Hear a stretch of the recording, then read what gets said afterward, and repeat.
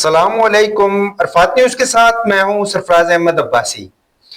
2 से 3 खबरें हैं आज और इंतहाई अहमियत की हामिल हैं जो आपके गोशगुजार करनी हैं।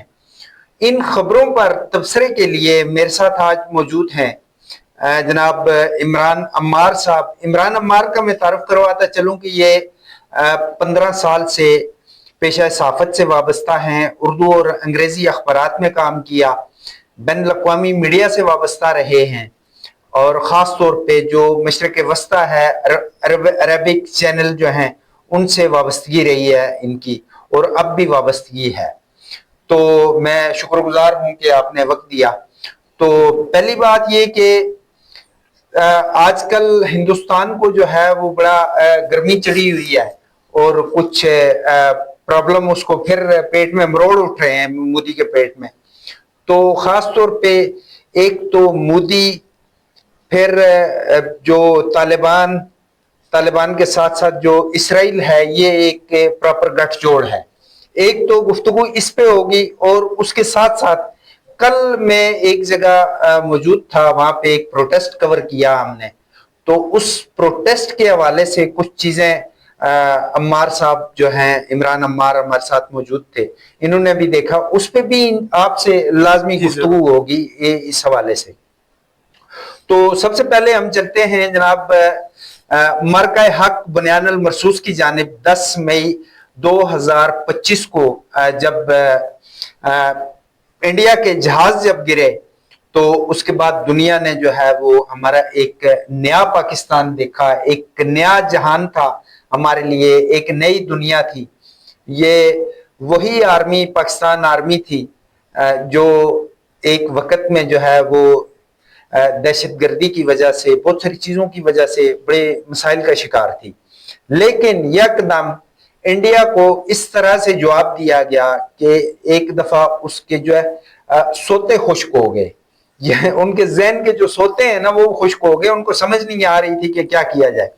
और सुबह की जब अभी तो 8 भी नहीं बजे थे, पहले ही पहाड़ों के ऊपर सफेद झंडे लहरा दिए गए कि जी बस साड़ी बस हो गई है, हम नहीं, अब मजीद हम पाकिस्तान के साथ नहीं लड़ सकते। तो ये जो मार्का हुआ है, इस मार्के के हवाले से हमारी साहब 1 साल पुरानी बात है।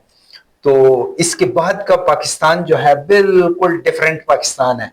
तो आपने क्या देखा उसके बाद? जो जी बहुत शुक्रिया सरफराज अब्बासी साहब, आपने यहाँ अपने चैनल पर मदऊ किया स्टूडियो में और बोलने का मौका दिया। जैसे कि पाकिस्तान और हिंदुस्तान, जब हमारा क्रिकेट मैच होता है तो पूरी दुनिया बड़े जोश से देखती है। ये तो फिर भी एक जंग थी, ऐसी जंग के जिसको एक बहुत बड़ी जंग समझ के हिंदुस्तान हम पर हमलावर हुआ।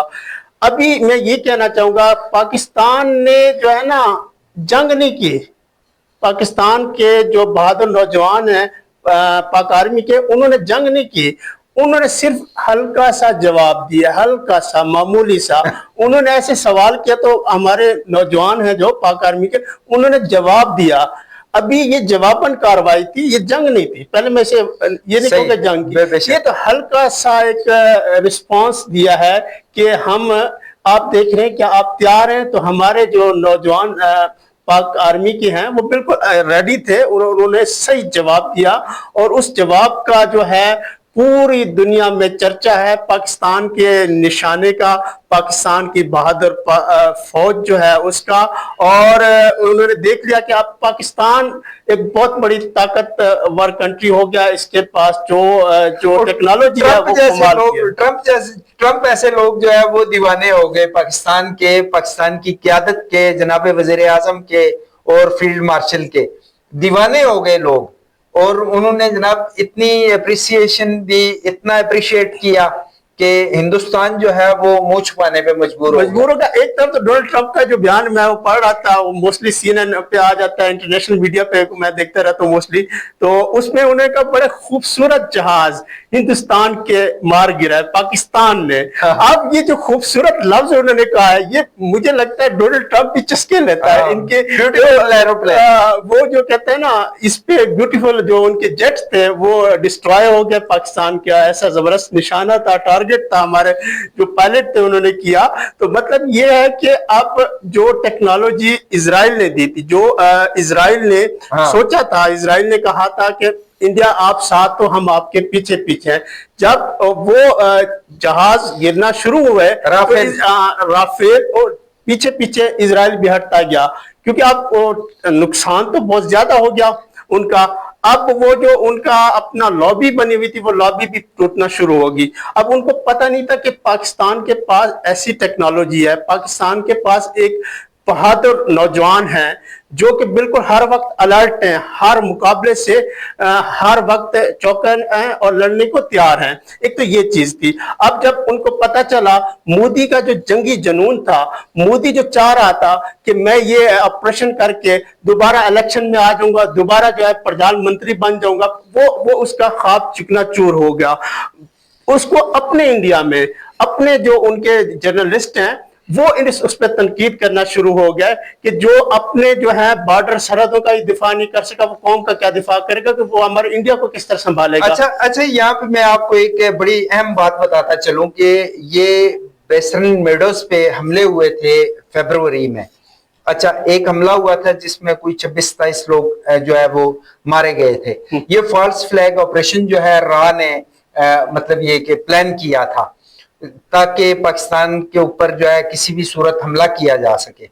तो ये इस उसकी जो प्लानिंग थी रा जो है वो एक ऐसा एजेंसी है उनकी जो हिंदुस्तान को या हिंदुस्तान की फौज को, उसके जहाजों को, उनकी सोच को लेके जो है वो समंदर की तह में चली गई।